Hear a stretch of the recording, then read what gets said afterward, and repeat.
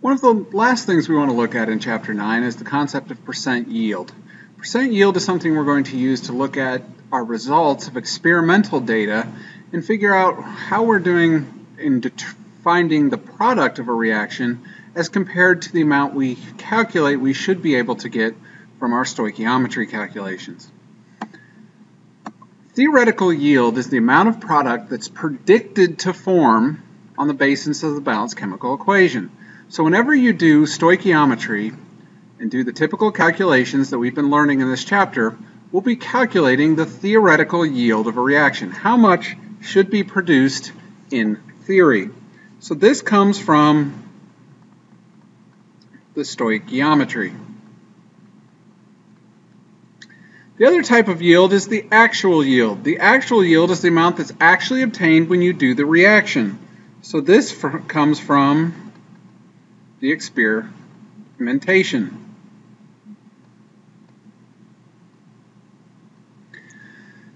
So theoretical yield is what we calculate by doing the math. Actual yield is what we find by doing the actual experiment.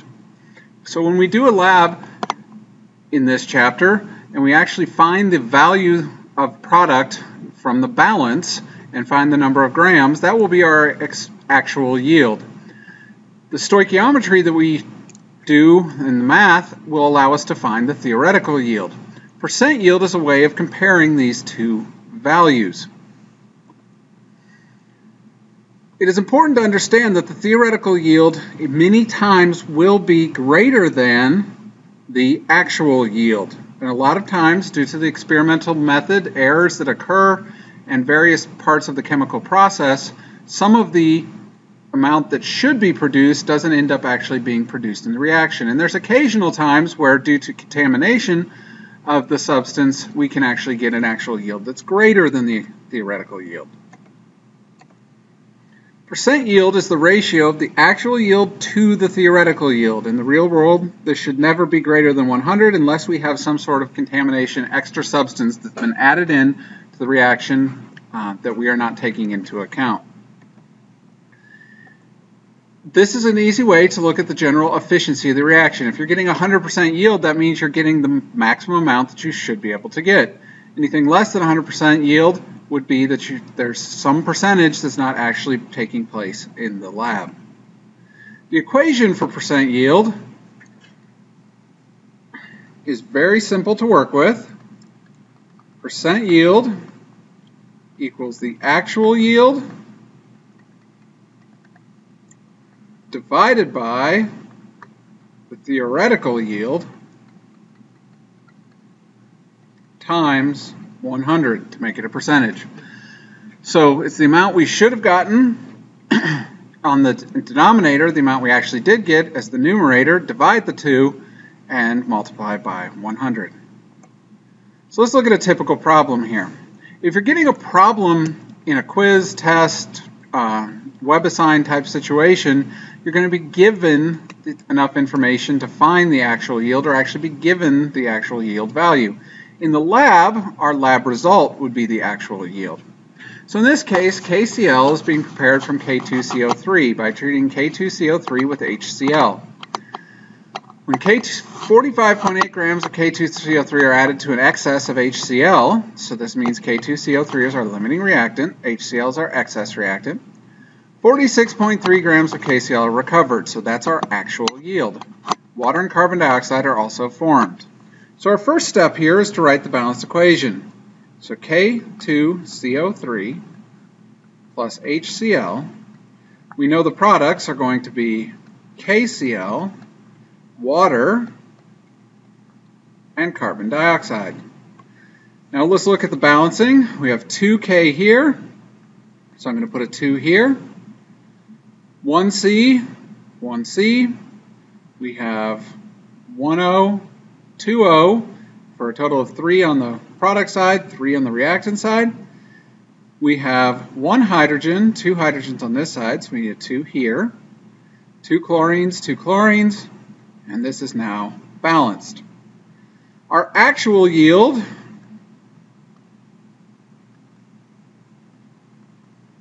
is going to be 46.3 grams we need to calculate the theoretical yield. So we're going to start with 45.8 grams K2CO3.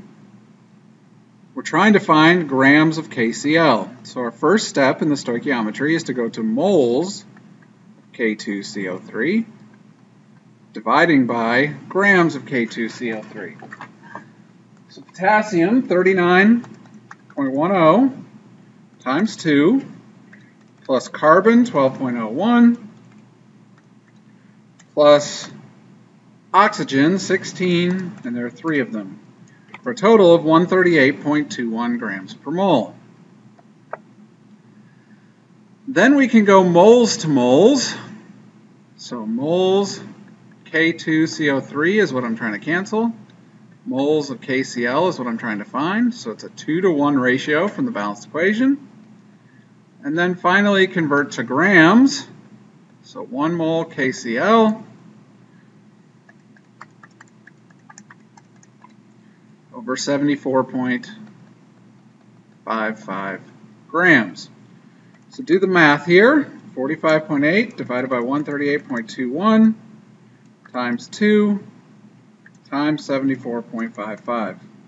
We get 49.4 grams KCl. So that is our theoretical yield.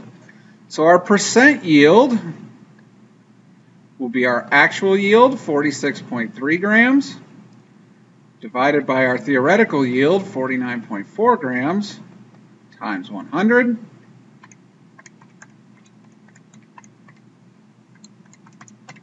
You get 93.7%.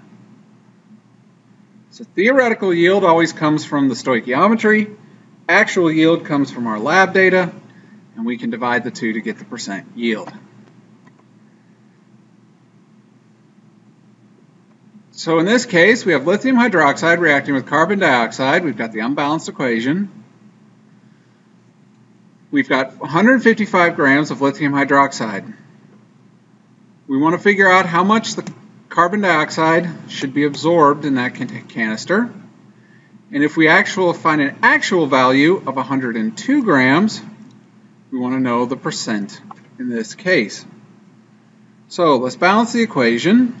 So we're going to need 2 LiOH, we have CO2, Li2CO3, and H2O. So we have the 2 Li, we have 1 carbon, 4 oxygens, 3 and 1, 4 oxygens, 2 hydrogens, 2 hydrogens. So this is balanced. We're starting with 155 grams of LiOH. We first convert that to moles.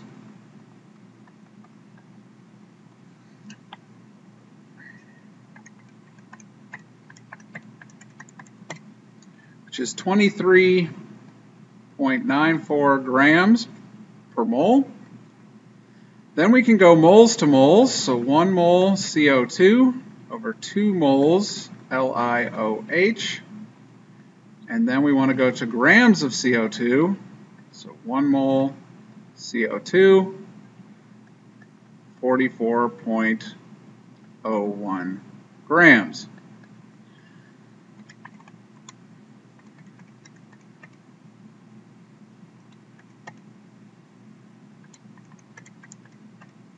We get 142 grams.